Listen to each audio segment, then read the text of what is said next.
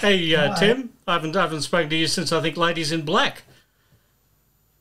That 4 years ago, or yeah, That would have been, yeah, yeah, yeah, when the Melbourne version of the show hit.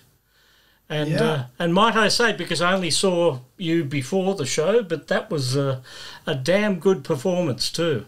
Great show. Oh, thank you. Yeah, it was great to get involved in that world of creating songs for characters, and in some ways that helped with this record because I don't speak Spanish, but I was able to kind of step inside that world. I don't really actually know how it happened. I mean, I reached out to Phil and said, "Have you got any slow grooves?" Because at the beginning of lockdown, everything just went suddenly on slow motion. And then he sent through a few things. One of which is on the first EP called Vamos Despacio, which is Let's Go Slow.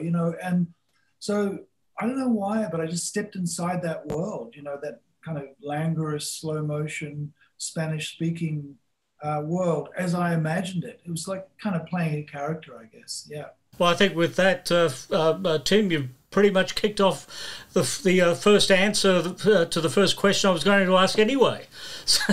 So we might as well just keep on going. Well, Let me introduce you both, though. It's great to have Phil Manzanera and Tim Finn, particularly, like we're all in different countries. Phil in the UK, I'm in Australia, Tim's in New Zealand, and due to 21st century technology and some strange things that have been happening, we're all together. So welcome, guys. and may I say, just for the record, that this is the first time we have done a joint interview, which, we obviously dismissed instantly because of the time change. But here we are actually doing it. And wow, and I was sitting right here when that email popped up from Tim, and I have a screensaver which has an island in the Pacific. And, talk about happenstance or whatever. Up pops Yeah. an email from a guy on an island in the Pacific asking, I mean, if fate is a strange thing, it's just unbelievable, Yeah, Wow. I think when I first heard of Caught by the Heart coming through, I immediately went back to the Second Thoughts album. I was a big fan of that record, and it contains one of my favourite Split Enz songs. But Tim, run us through when you first met Phil, because I believe it was around 1975 Australian tour. Phil was touring with Roxy Music. Split Enz were on the tour as well. Was that the first time you met? Yes, it is. We supported Roxy Music, which we were quite excited about because we really liked them, and they were one of the few bands in that period, the early '70s. We thought, I guess, kind of someone, a band to look up to, a band to admire. Definitely. So yeah, it was very exciting. And unbeknownst to us, Phil had been watching TV that afternoon, probably very jet lagged, and we were on GTK, which was an ABC program, and live playing Stranger Than Fiction, Time for a Change, and that might have been all. There might have been one or two others, but yeah, Phil was watching, and then he checked us out that night and approached us about wanting, maybe producing an album for us, which we were very, very excited about. And 1 year later, or maybe less, we turned up in London. So it was a very strong connection straight away, and very exciting for the band. Yeah. Well, that song you just mentioned, Stranger Than Fiction, is absolutely my favourite Split Enz song. From back in the 2JJ days in Sydney, way back in the 1970s. And around that time, a lot of Roxy music was being played on 2JJ in Sydney as well. Phil, I very much loved In Every Dream Home A Heartache. And I think, where Roxy music and Split Enz came together for me was those two tracks. Well, may I say that when I was watching the telly and I saw them come on, I was just blown away. I could not. I said, how is this happening? They're amazing. Where did these guys come from? It's probably the same thing. A lot of people say that when they first watched Roxy Music's first performance on Top of the Pops here, they sort of said, who the hell, where did these guys come from? They sort of came out fully formed. And obviously, I didn't know about the evolution of Split Enz, but to me, they just appeared fully formed and incredibly good. And, you know, when I found out the support act the next day, I was just like, what? And I watched them and you know, they really were, it was something special. I think I can recognize talent. And I really recognized talent that day. So, you know, that was fun. Yeah, and obviously, Roxy Dream Home is a great track. And in fact, a couple of years ago, we were inducted into the Rock and Roll Hall of Fame in America. And Brian said, oh, well, let's play in every Dream Home a Heartache first. And I said, what? You're joking. You know, a song about inflatable doll in America, you know, on TV, they're never going to show it in a big audience. Nobody really knows it in America. But we did. We played it perversely. We started with that instead of like More Than This or like any of the sort of singles, Avalon or anything like that. And so it does have a special place for me. And in the old days, you used to see people used to blow up an inflatable doll at the back of the audience and they'd gradually pass it up over their heads till, you know, the big explosion at the end. And here we are 45 years down the track, Caught by the Heart, and it's a completely different sound, Tim, isn't it? To, you know, like it is nothing like the original Split Enz Phil Manzanera collaborations, but it's also very unique in that we've got a very much a Latin sound through this record, with the exception, I guess, of the title track, Caught by the Heart, which is, you know, the more contemporary song on the record so far.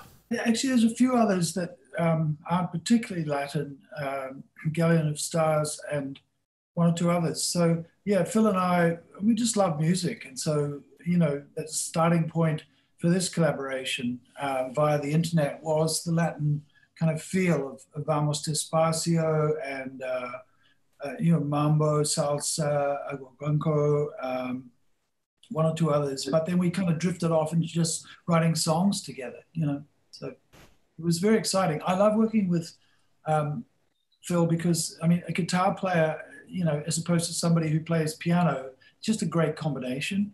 I don't play electric guitar, so, you know, I love what the electric guitar can bring to a keyboard song and vice versa. And Vamos Despacio, the song that you just mentioned, has got this dream-like vocal from your daughter, Elliot. You know, like, she's obviously been groomed for the family business for quite some time. A little bit of Googling, and I saw you know, had her on drums at, I think, age 6. Was it? Groomed, you know, in fact, she's a bit of a reluctant performer. I was lucky that she was around, actually, because of lockdown, you know, school wasn't happening. So she was there and got her to sing on a few things. But she's very far from deciding what she wants to do with her life. She has a very nice voice, though. So, yeah. I agree. It was a beautiful surprise when, you know, the track came back with that scatting that Elliot did. And on that particular track, combined with this other lady, jazz flugelhorn player, who's very highly thought of, Yaz Ahmed, who's half Bahraini, half British. The combination of those two women's voices, voice of the flugelhorn and voice of Elliot, just seemed to blend so beautifully. It's just wonderfully dreamlike. And it was just an intuitive choice from you to have Elliot. And for me, who I'd worked with Yaz before, who's, you know, like 29 years old, suddenly, since we did this, has won the Jazz Musician of the Year in the UK. it was a marriage, incredible, not marriage. It was an incredible combination, actually. I absolutely, it's one of my favorite bits. That last minute on that track, one of my favorites on the whole album. You know, and the way that Yaz played around Elliot's voice, incredible. Yeah. If we've learned anything from this pandemic, is that we don't all have to be in the same room at the same time to create anymore. How difficult was it to basically make this record sound cohesive, though, when pretty much everyone was working in different continents? It's worth mentioning Mike at this stage, Phil, don't you agree? Yes. Yeah. Well, the third person in this relationship is the engineer, really stroke almost producer, Mike Boddy, you know, who's an engineer that I've worked with for the last 10 years. He's, you know, works with Brian Ferry, works with Brian Eno, he's worked with Radiohead.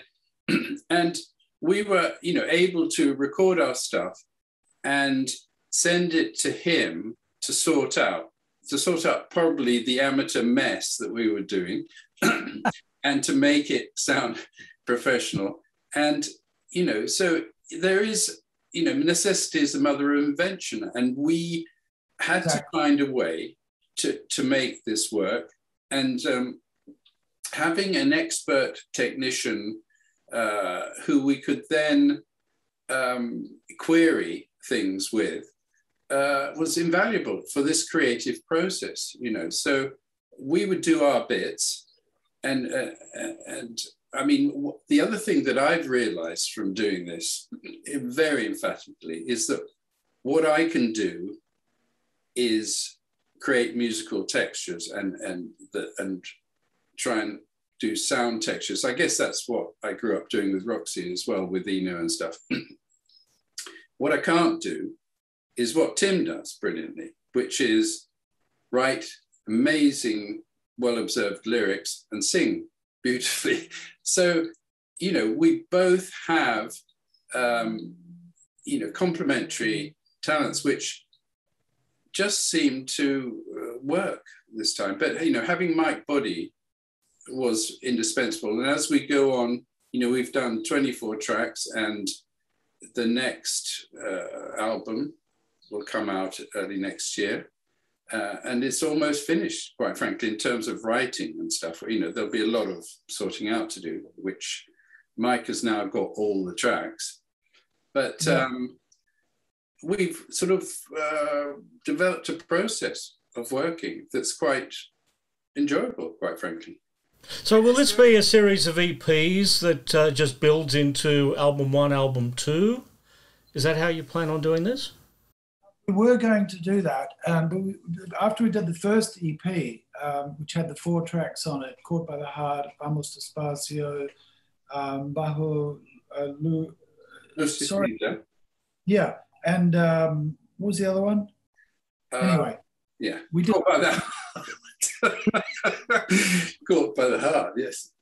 Yeah, we're doing our, you know, because, well, we're caught in a sort of a little bit of a traffic jam initially, because I'd done another project, and I'm sure Phil has also other projects on the go. So, you know, we're trying to sort of fit everything in, and then we just thought we'd put out an album, which now you've heard. And then, yeah, as Phil said, we have 24 tracks total, so we'll put another one out next year, and we'll try and squeeze in a couple of other things along the way. I mean, I think there's a lot of people working this way now, you know, sending files, and it actually is pretty quick. It probably works faster than being in a studio, where you sort of sit around for days kind of thinking and scratching your heads and kind of dealing with people's egos and rejecting things and whatever. It's very fast to work this way, I think. Not that fast is necessarily good, but in our case, I think it was. I think it was very good to work quickly and, in a certain sense, naively, with Mike's help to, you know, weave it all together. So Caught by the Heart is one project that's happening at the moment. Parallel to that, I've been hearing about Forensics. There was one song released by Forensics about 12 months ago, which is basically a cut-down version of Split Enz, again with you producing. Not me producing, no. I just contributed some guitar to it.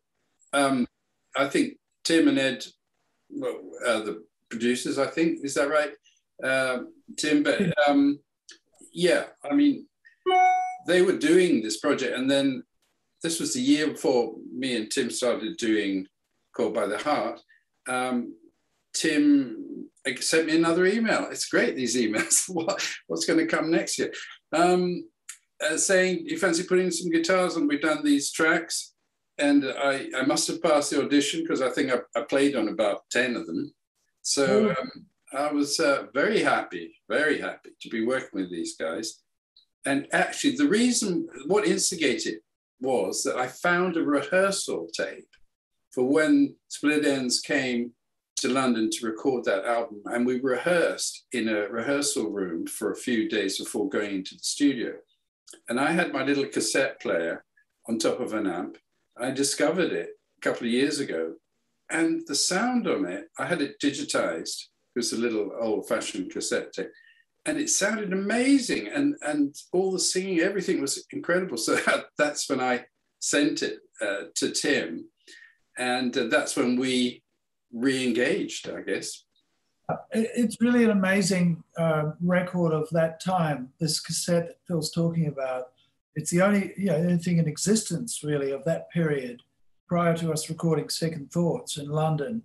And it's the band at the height of their powers, kind of smashing through these songs that ended up on Second Thoughts and other songs as well. So it's gold, yeah. The forensics project then that you've done with Eddie Rayner and Noel Crombie, what is the actual status of that? Is that planned to be a fully fledged album as well? Yeah, it's an album that Warner's are going to release, I think next year now. It was going to be this year because of COVID, because there's a huge worldwide queue on vinyl. So we want to put it out on vinyl as well as digital. So we're waiting. So early next year.